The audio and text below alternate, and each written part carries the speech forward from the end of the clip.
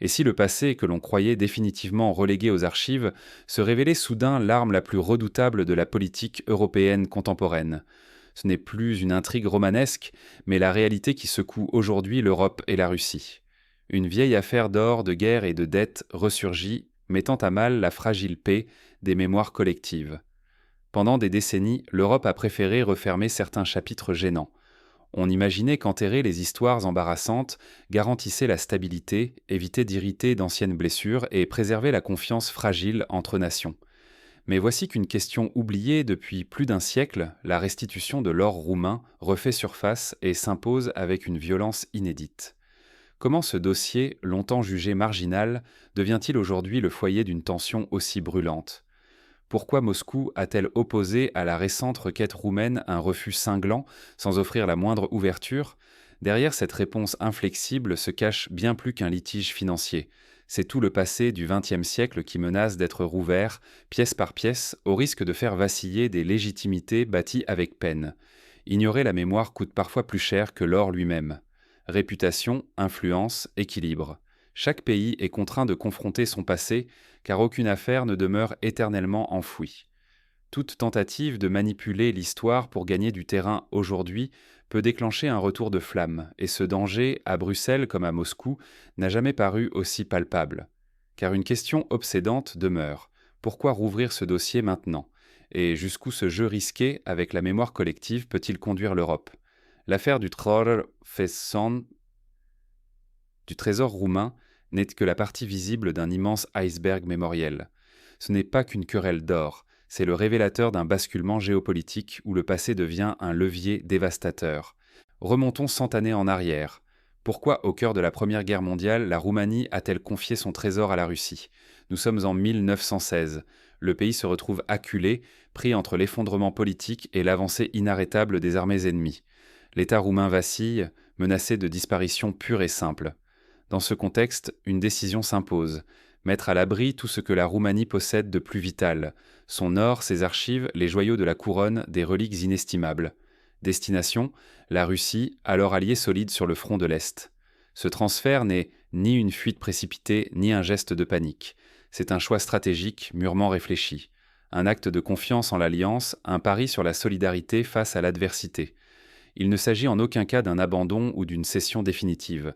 L'objectif reste limpide: sauver l'âme de la nation pour qu'elle puisse un jour se relever, même si tout le reste venait à tomber. Aucun traité de confiscation n'a jamais été signé. Nulle part, il n'a été stipulé que l'or appartiendrait un jour à Moscou. L'opération répond à l'urgence absolue de la guerre, dictée par la confiance entre deux alliés. Les lectures ultérieures, qui ont vu un vol ou une trahison, sont nées bien après les faits. Les documents de l'époque parlent d'un dépôt sacré, confié temporairement, non d'un butin à saisir. Oublier ces nuances, c'est risquer de juger le présent à la lumière déformante des mythes et des simplifications. Derrière chaque dossier oublié, il y a une histoire dense, tissée de confiance, de nécessité et de promesses faites sous la menace de l'anéantissement. Pourtant, cette histoire ne s'arrête pas là. À peine la guerre s'achève-t-elle qu'un nouveau bouleversement, plus radical, va tout remettre en cause. Dans l'entre-deux-guerres, les alliances changent, les promesses s'effritent, et le trésor devient l'enjeu d'un bras de fer dont les répliques résonnent encore aujourd'hui. Et si la victime d'hier avait pris les armes du bourreau aujourd'hui? Voilà la question qui dérange, mais qui s'impose dès que l'on affronte la vérité historique sans le filtre des récits rassurants. En 1941, la Roumanie ne subit plus le poids de l'histoire. Elle le façonne. Par choix, elle s'allie à l'Allemagne nazie pour attaquer l'Union soviétique. Ce n'est ni une fatalité, ni un concours de circonstances, mais une décision politique mûrie, motivée par la volonté de récupérer des territoires perdus et d'imposer sa place dans la région. Les troupes roumaines ne sont pas de simples figurantes. À Odessa, dans le Donbass, en Crimée, puis aux abords de Stalingrad, elles participent activement à la campagne la plus meurtrière de la guerre. Ce ne sont pas de lointains combats. Partout, la présence roumaine rime avec villages incendiés, populations massacrées, déportations de civils. Les archives soviétiques et occidentales, désormais ouvertes, dressent un constat glaçant. Les crimes de guerre ne sont pas des exceptions, mais relèvent d'un véritable système. Déportations massives, pillages organisés, destruction planifiée. Jusqu'aux wagons de terre noire, l'or du sol ukrainien, envoyés vers Bucarest, symbole d'un pillage systématique. Le mythe d'une Roumanie passive, contrainte par les empires, ne tient plus. Face aux preuves, l'image de la petite nation prise en étau s'effondre. La Roumanie devient co-auteur d'une campagne de destruction dont le coût humain et matériel dépasse de très loin la question du trésor évacué 25 ans plus tôt. À la lumière de ces faits, la question de l'or prend un tout autre sens. Peut-on encore parler de restitution alors que les pertes infligées à l'Union soviétique, des millions de morts, des régions entières anéanties, des ressources agricoles et industrielles volées, constituent un préjudice sans commune mesure avec la valeur du métal réclamé aujourd'hui? Recomposer le passé à sa convenance, c'est risquer de renverser les rôles. La demande de restitution, au nom de la justice historique, ravive des responsabilités longtemps tues. Ce boomerang mémoriel menace de transformer une revendication légitime en accusation dévastatrice. Mais l'histoire ne s'arrête pas là, car l'après-guerre réserve un retournement imprévu, qui va bouleverser la logique des comptes à régler et redistribuer toutes les cartes. La Roumanie, bientôt occupée, va découvrir à son tour le coup d'être du mauvais côté de l'histoire.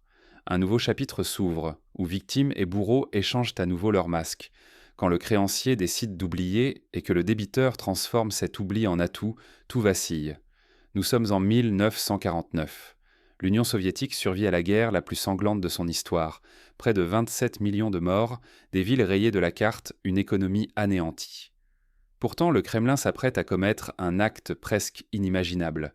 Il efface pratiquement toutes les dettes de la Roumanie. Les réparations de guerre, qui représentaient alors l'équivalent de plusieurs milliards de dollars d'aujourd'hui, sont annulées ou réduites à une somme purement symbolique. Plus qu'un geste financier, c'est un signal politique rare, un pari dans une Europe fissurée par la guerre. Pourquoi ce pardon spectaculaire? Pour Moscou, il s'agit de clore un dossier brûlant, d'offrir une chance à la reconstruction, d'éviter l'engrenage de la vengeance. Mais la noblesse du geste ne résistera pas à l'érosion du temps. Au fil des ans, cette clémence est revisitée. L'acte généreux est relu comme une brèche. Certains en tirant la leçon, ce qui a été pardonné une fois peut l'être encore. L'oubli devient tactique, la générosité se mue en vulnérabilité. La clémence soviétique dépasse la simple question monétaire. Moscou accepte aussi de restituer à la Roumanie des archives, des œuvres d'art, des symboles nationaux, pourtant chargés d'une histoire partagée et souvent douloureuse. Mais chaque restitution suscite de nouveaux débats, de nouvelles attentes, parfois impossibles à combler. Le paradoxe apparaît, plus on accorde, plus le passé devient source de revendication. Si la générosité n'est pas reconnue, elle finit par se retourner contre celui qui en fait preuve. Pire, elle donne l'illusion que tout peut être renégocié, que la mémoire n'est qu'un outil politique. Voici le piège fatal. Mal interpréter la clémence historique, c'est ouvrir la porte à des réclamations sans fin, à une spirale où chaque oubli se transforme en dette nouvelle. C'est la boîte de Pandore diplomatique. Ce danger est brûlant d'actualité. L'Europe d'aujourd'hui, en réveillant de vieux conflits par calcul, joue avec le feu de la mémoire inachevée et des comptes jamais soldés. Mais pourquoi cette générosité s'est-elle transformée en arme à double tranchant? Pour le comprendre, il faut revenir à la mécanique secrète du pardon et du récit national. L'histoire n'est pas un buffet où l'on choisit ce qui arrange. Réclamer justice, c'est accepter le bilan complet, sans filtre ni oubli. La Russie vient de le rappeler avec une froideur implacable. Évoquer les dettes du passé, c'est ouvrir tous les dossiers, tous les comptes, sans tri ni exception. Moscou ne se contente pas de refuser. Elle avertit que toute réclamation partielle déclenche un examen total, où chaque page pèse son poids. Ce signal dépasse largement le cadre de la Roumanie. Il vise toutes les capitales européennes, tenter de réclamer des réparations anciennes, tout en taisant certains chapitres troubles de leur propre histoire. Nul n'est à l'abri. Qui réclame expose forcément ses propres dettes. Le danger est immense. Une plainte sélective peut se retourner contre son auteur, car l'autre camp, fort de ses archives, peut ressortir la totalité du passé. Responsabilités oubliées, montant tu, drame refoulé. Soudain, le bilan devient aussi lourd que les silences accumulés au fil des décennies. L'or roumain n'est plus seulement un trésor, il est devenu un symbole, celui de la trahison de la confiance rompue, des alliances brisées et des comptes non réglés. Derrière chaque lingot se cache la preuve d'un pacte rompu, d'un engagement renié. Face à cela, la Russie a adopté une posture nouvelle. Plus de gestes d'excuses, plus de plaidoyers émotionnels. Désormais seul compte la froideur des faits, refus sans colère mais sans concession non plus. Instrumentaliser l'histoire devient périlleux. Tenter d'en manipuler les contours expose à des révélations explosives et à une perte de crédibilité internationale. Personne n'est à l'abri d'un retour de flamme. Ainsi se ferme une époque. L'ère de la mémoire sélective s'achève, cédant la place à celle d'un audit historique total et impitoyable. Rien n'est oublié, tout peut être rouvert. Le cas du trésor roumain n'est qu'un avant-goût du choc mémoriel qui s'annonce. Ouvrir les vieux coffres, c'est prendre le risque de tomber sur son propre dossier, posé bien en vue. À force de vouloir manipuler le passé, certains réveillent ce qu'ils croyaient non pouvoir enterrer. L'affaire du trésor roumain nous montre que l'histoire ne se laisse jamais trier sans conséquence. Extraire un épisode, le brandir comme preuve, puis refermer la boîte. Souvent, ce sont tous les secrets enfouis qui remontent d'un seul coup. L'Europe a longtemps préféré reléguer les dettes, les humiliations, les fautes collectives à l'oubli. Mais chaque tentative de solder un vieux litige déclenche une réaction en cascade. Soudain, c'est un audit général et nul n'est à l'abri d'être sommé de rendre des comptes. Ce n'est plus seulement une question d'argent ou de prestige, c'est la légitimité même qui vacille. Ceux qui pensent manier le passé à leur avantage découvrent que la mémoire collective ne se laisse pas dompter. L'aiguille des responsabilités tourne et ceux qui réclamaient inventer justice se retrouvent eux-mêmes sur le banc des accusés, exposés à des conséquences qu'ils n'avaient jamais envisagées. Les vieux coffres contiennent bien plus que des lingots. Ils regorgent de passifs douloureux, d'alliances rompues, de pages noircies par la compromission. Ce retour brutal du passé n'est pas une menace abstraite. Il pèse sur la sécurité, l'influence, la parole de ceux qui voulaient instrumentaliser l'histoire. À vouloir rejouer le passé sans précaution, on déclenche parfois des tempêtes impossibles à contrôler, et le boomerang revient plus rapide, plus violent que jamais. L'histoire, au fond, n'oublie rien. Elle s'accumule, patiente, et surgit toujours quand on croit en avoir fini. Rouvrir un dossier, c'est accepter de se soumettre soi-même à l'examen, et nul ne sait s'il en sortira indemne. Mais pour comprendre à quel point l'histoire peut être instrumentalisée, il faut s'arrêter sur d'autres exemples européens où la mémoire a servi d'arme ou de monnaie d'échange. Regardez l'Allemagne et la question des réparations après la Première Guerre mondiale. Le traité de Versailles, imposé en 1919, a exigé de l'Allemagne des paiements colossaux, évalués à plus de 132 milliards de marks or. Cette somme, impossible à rembourser, a alimenté ressentiment et instabilité, préparant le terrain à la montée du nazisme. Aujourd'hui encore, certains mouvements politiques en Allemagne évoquent ce passé pour contester des responsabilités ou réclamer la reconnaissance de leurs propres souffrances historiques. Un autre cas marquant concerne la Grèce. Depuis la crise financière des années 2010, le débat sur les réparations de guerre dues par l'Allemagne à la Grèce pour l'occupation nazie a refait surface. Des gouvernements grecs ont réclamé des dizaines de milliards d'euros en s'appuyant sur des traités oubliés et des comptes jamais réglés. Ici aussi, chaque dossier ouvert provoque des contre-réclamations. La question du remboursement se mue en duel de mémoire où chaque partie sort ses propres archives, ses propres blessures, ses propres justifications. Mais l'instrumentalisation de la mémoire ne se limite pas à l'Europe de l'Est ou à l'Europe du Sud. En France, le débat sur la restitution des œuvres d'art spoliées par les nazis refait régulièrement surface. Pour chaque tableau restitué, d'autres familles réclament justice. La France, qui s'est longtemps présentée comme victime, doit admettre la complexité de ses propres zones d'ombre. La collaboration, la spoliation organisée, le silence d'après-guerre. Là encore, le règlement d'un dossier en ouvre 1000 autres. Et le passé devient une caisse de résonance pour les luttes du présent. Concrètement, ouvrir le dossier de l'or roumain aujourd'hui, c'est risquer d'enclencher une mécanique similaire à celle observée dans ces autres cas. À chaque revendication, le camp adverse fouille ses annales, exhume des documents, prépare des listes. Ce fut le cas lors du différend entre la Pologne et l'Allemagne sur la ville de Gdansk. Chaque argument historique a été déconstruit, chaque événement recontextualisé, chaque responsabilité recalculée à l'aune de nouvelles découvertes d'archives. La Russie, héritière de l'Union soviétique, dispose de milliers de kilomètres d'archives, méticuleusement conservées. On estime par exemple que les seuls fonds relatifs à la Seconde Guerre mondiale couvriraient plus de 100 kilomètres linéaires de documents. Chaque lettre, chaque rapport, chaque accord signé, chaque inventaire de biens saisis ou transférés peut soudain ressurgir au détour d'un conflit diplomatique. C'est dans ces montagnes de preuves que se forgent aujourd'hui les arguments décisifs, bien plus efficaces que n'importe quelle déclaration politique. Mais au-delà des archives, il y a la force des scénarios. Imaginons un sommet européen où la Roumanie, soutenue par d'autres pays, réclame formellement la restitution de l'or devant la communauté internationale. Que se passerait-il? La Russie pourrait, devant les caméras du monde entier, présenter des preuves des destructions commises par la Roumanie sur le territoire soviétique durant la guerre, apporter des témoignages de survivants, publier des listes de villages rasés, de ressources pillées. La question de l'or se transformerait en tribunal de l'histoire, où chaque partie verrait son passé disséqué, ses choix exposés, ses responsabilités pesées. Dans un tel contexte, toute tentative de régler un vieux compte se mue en opération à haut risque. Les chancelleries le savent. Demander justice, c'est accepter de voir remonter à la surface des vérités longtemps tues. Il s'agit d'un pari dangereux, où le gain potentiel peut se retourner en perte cuisante de réputation, de crédibilité et même de stabilité politique interne. Face à ce constat, quelles pourraient être les étapes concrètes pour sortir du piège de la mémoire instrumentalisée? Premièrement, la transparence totale. Chaque pays devrait accepter d'ouvrir ses archives, de publier les documents relatifs aux dossiers litigieux, même si ceux-ci révèlent des fautes ou des compromissions. Ce fut le choix de l'Allemagne dans les années 90, qui a ouvert ses archives sur la Shoah, sur les crimes de guerre, sur la collaboration. Ce processus douloureux a permis un début de réconciliation, même s'il n'a pas effacé toutes les blessures. Deuxièmement, la création de commissions historiques mixtes, réunissant des experts indépendants des deux parties, pour établir un récit commun, fondé sur les faits et non sur les mythes. Ce modèle a été expérimenté entre la France et l'Allemagne, puis entre la Pologne et l'Allemagne, avec des succès variables.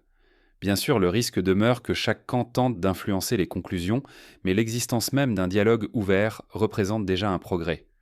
Troisièmement, le recours à des instances internationales, telles que la Cour internationale de justice ou des tribunaux arbitraux spécialisés, pour trancher les litiges les plus sensibles. Si l'affaire de l'or roumain devait un jour être portée devant une telle juridiction, chacune des parties serait contrainte de présenter l'ensemble de ses preuves, de ses arguments, et d'accepter un verdict extérieur. Cela suppose toutefois une volonté politique d'accepter la décision, même si elle ne va pas dans le sens souhaité. Enfin, il existe une quatrième voie, plus subtile, la reconnaissance symbolique des torts et des souffrances, sans nécessairement passer par des compensations matérielles. C'est la voie choisie, par exemple, lors des excuses officielles présentées par des chefs d'État à propos de crimes coloniaux ou de massacres passés. La reconnaissance du mal subi, l'expression d'un regret sincère, peuvent parfois suffire à apaiser les tensions, lorsque les réparations matérielles s'avèrent impossibles ou disproportionnées. Mais pour que ces démarches portent leurs fruits, il faut sortir du cycle de la mémoire sélective. Il faut accepter que l'histoire ne soit ni un argument de campagne, ni un outil de pression diplomatique. Cela suppose un courage politique rare, celui d'assumer à la fois les grandeurs et les ombres de son passé. Pratiquement, cela signifie que chaque gouvernement devrait investir massivement dans l'éducation historique, non pour glorifier ou accuser, mais pour transmettre la complexité des faits, des choix, des conséquences. On ne peut demander à une nouvelle génération d'assumer des dettes ou des blessures dont elle ignore tout. L'enseignement de l'histoire, en particulier à travers les livres scolaires, les musées, les commémorations, doit privilégier l'honnêteté, la nuance, la recherche de la vérité. Sur le terrain diplomatique, les dirigeants européens pourraient instaurer un moratoire sur les revendications unilatérales, le temps de dresser un inventaire partagé de tous les litiges en suspens. Ce grand audit de la mémoire permettrait d'éviter l'effet domino, où chaque dossier ouvert en entraîne 10 autres. L'Union européenne, qui s'est construite sur l'idée de paix et de réconciliation, aurait tout à gagner à piloter une telle initiative pour prévenir les crises futures. En dernier recours, il faudrait accepter l'idée que toutes les dettes du passé ne sont pas monnayables, et que la reconnaissance de la souffrance, du courage ou de la faute vaut parfois plus qu'un lingot d'or. Les sociétés qui parviennent à regarder leur histoire en face sont aussi celles qui inspirent le plus confiance à leurs partenaires et qui deviennent des modèles de résilience. Mais à défaut de cette maturité collective, chaque tentative de manipulation du passé risque de rallumer les vieilles braises, de rouvrir les blessures, de transformer les alliés en adversaires. C'est la leçon que nous enseigne l'affaire de l'or roumain, mais aussi tous les grands dossiers mémoriels qui ornent l'Europe depuis un siècle. Finalement, la question n'est pas tant de savoir qui détient le trésor, mais qui maîtrise le récit. Et dans cette bataille, chaque mot, chaque souvenir, chaque silence compte. Ouvrir un vieux coffre, c'est risquer d'y trouver non seulement des lingots, mais aussi les fantômes du passé, prêts à hanter le présent.